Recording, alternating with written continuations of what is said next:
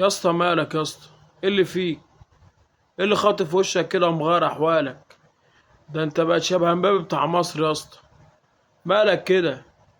من ساعة ما جيت لنا وانت جايب الفار في رجلك. الله اكبر عليك. واحنا اللي كنا هنموت عشان حضرتك تيجي. يا ريتك ما كنت جيت يا اسطى. سبت باريس، كل حاجة اتفتحت في وشه.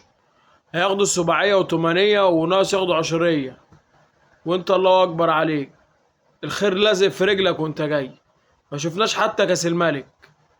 يا صاحبي مالك في ايه؟